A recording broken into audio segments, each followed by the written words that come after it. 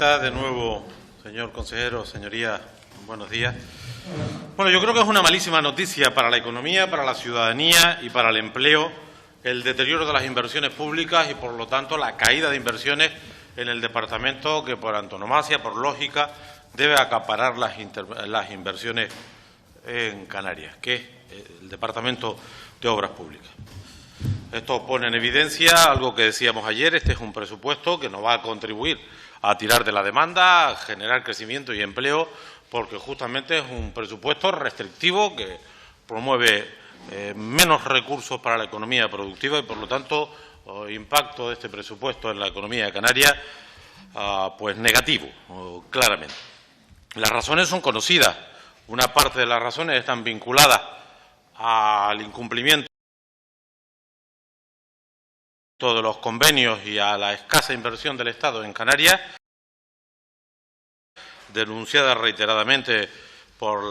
amplias mayorías ciudadanas, parlamentarias y políticas, y creemos en ello por trato que esta tierra es realmente incalificable el incumplimiento de convenios vigentes como el de carretera. Pero también estamos en esta situación porque el Gobierno de Canarias, en el marco de sus posibilidades y competencias, tampoco hace las tareas debidas, captando más recursos y distribuyéndolos de la manera más eficiente posible. Especialmente en el primer parámetro, donde nosotros seguimos discrepando desde el primer día de esta legislatura en la política presupuestaria y fiscal de este Gobierno, igual de conservadora que la política fiscal y presupuestaria del Gobierno de España, inspirada exactamente igual en la lógica de la austeridad y de los recortes como mecanismo para afrontar la crisis. Tal es así que no solamente no se han hecho esfuerzos para mejorar los ingresos y destinarlos a los servicios públicos y a la economía productiva, sino que se da la circunstancia imposible de explicar que incluso la autorización de déficit,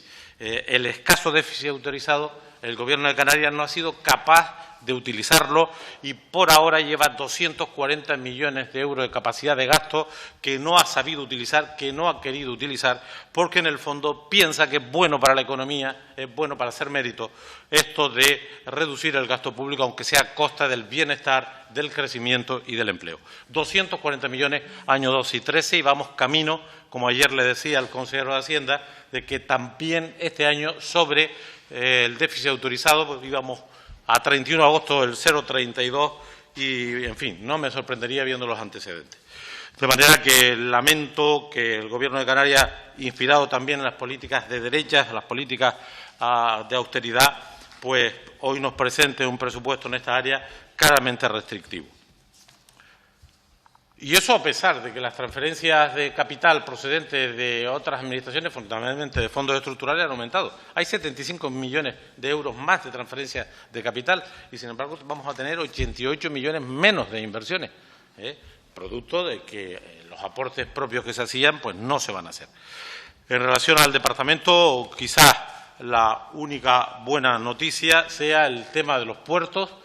porque no tanto por la cantidad, que sigue siendo una cantidad moderada, sino porque por primera vez se distribuye de una forma territorialmente justa y económicamente acertada, porque hasta ahora hemos hecho inversiones en materia de puertos, sobre puertos de escaso impacto en la movilidad de personas y mercancías, yo diría de casi nulo impacto en la economía y, sin embargo, los puertos de Playa Blanca y Agaete constituyen auténticos instrumentos de actividad económica por la movilidad de mercancías y pasajeros. Y ahora lo que espero es que estas cantidades asignadas,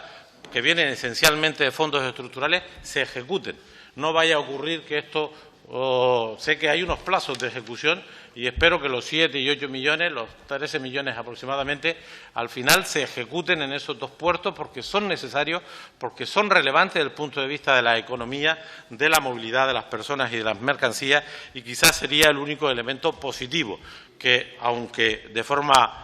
va a costar mucho equilibrar territorialmente las inversiones en puertos, ahí está el caso de Gran Canaria, que con este planteamiento de Agaete solo tiene el 8% de las inversiones del conjunto del archipiélago, pero digamos que sería una cuestión positiva. Creo que el Gobierno ha mantenido políticas que nos identifican en materia de transporte, de mercancías y de pasajeros, con las reducciones que justifica en virtud de una sentencia y en virtud del pago de las deudas atrasadas. Por lo tanto, al menos este parámetro se mantiene y, por supuesto, se mantiene la ayuda especial al transporte marítimo con la isla del Hierro, donde la quiebra es total, es en materia de carreteras, como el propio consejero ha reconocido. Yo quiero dedicar unos minutos que me quedan para, en esta materia, apuntar algunas reflexiones. Nosotros creemos que hay una obra pública en la isla de Gran Canaria en la que no se ha hecho el esfuerzo debido, en absoluto, y que es realmente una responsabilidad, primero, del Gobierno de España, de la ministra Pastor, del Partido Popular, del Gobierno del señor Rajoy, abandona tierra su suerte en materia de inversión de carreteras, pero también del Gobierno de Canarias, que ha hecho caso omiso a una solicitud especial, unánime de este Parlamento, en favor de la carretera de la Aldea. La carretera de la Aldea es una carretera que no solamente es importante porque mueve personas y mercancías, sino porque es una carretera muy insegura. Mata gente, pero no porque choquen, sino porque caen piedras cuando hay viento y agua. Esta es una carretera que, por razones de seguridad, tendría que ser una prioridad absoluta, y aquí lo decidimos entre todos. Y el Gobierno no ha hecho todo lo que puede ni todo lo que debe. A nosotros nos parece que la propuesta del Cabildo de Gran Canaria, les retrata, el Cabildo de Gran Canaria va a aportar para la circunvalación, para la cuarta fase de la circunvalación, 5 veces más de lo que aporta el Gobierno de Canarias. 5 veces más. Y es una obra de su estricta responsabilidad. Y va a aportar a fondo perdido también, porque es evidente que el Gobierno no está claro que vaya a cumplir ese convenio, y luego este Gobierno no estará, me refiero para el primer caso, a fondo perdido en la carretera de la Aldea. Es decir, el Cabildo de Gran Canaria, de responsabilidades, recortando en otros ámbitos, presionado por la opinión pública, también por la oposición política, va a aportar a las carreteras de Gran Canaria 16 millones y el Gobierno de Canarias 9 millones al máximo. Es decir, duplica el Cabildo de Gran Canaria prácticamente el esfuerzo inversor en carreteras de responsabilidad del Gobierno de Canarias en la isla de Gran Canaria. Y se queda Gran Canaria a la cola de inversión, contrariamente a lo publicitado, porque algunos hábilmente sumaron los 11 millones del Cabildo de Gran Canaria.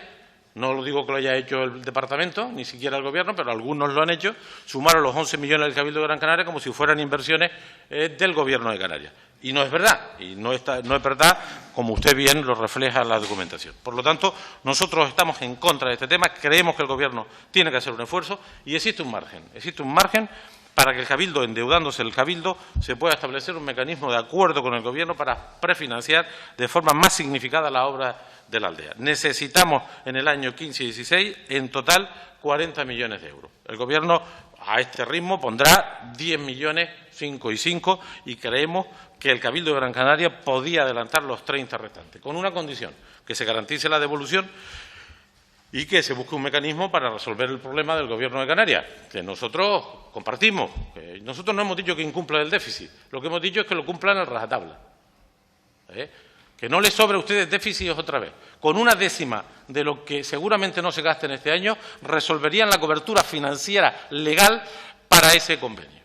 Lo podían haber hecho el año 13, que les sobraba, insisto, décima del déficit, o el año 12. De manera que yo vuelvo a instarle, yo sé que esta decisión no depende del Departamento, sino del Gobierno y, en todo caso, de los grupos que sustentan al Gobierno, para buscar una solución a este tema, de manera que el Cabildo de Gran Canaria pueda aportar esos 30 millones para finalizar la primera fase por razones de seguridad, y que este mecanismo solo tenga una condición, y es que el Gobierno no se endeude más allá de lo establecido, pero que llegue a lo establecido y que se devuelva en los tiempos flexibles que se han apuntado esas cantidades al Cabildo de Gran Canaria a través de un convenio que espero que sí se cumpla, porque también el Gobierno incumple convenios que firma, por recordar uno, el del pabellón de deportes, ¿no? También hay, sí, sé que le da menos importancia, pero un convenio igual de firmado que el anterior. En cualquier caso, señor consejero, en materia de carreteras,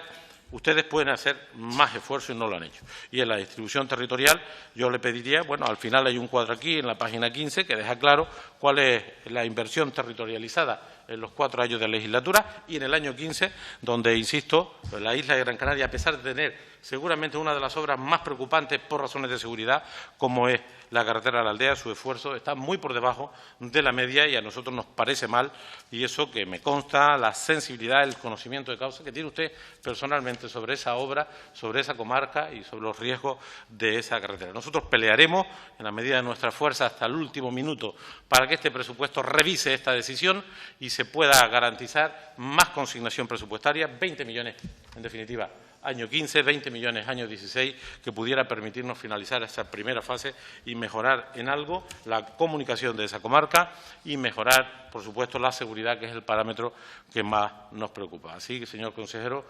que esas serían nuestras primeras consideraciones y luego matizaremos en la segunda intervención lo que corresponda. Muchísimas gracias.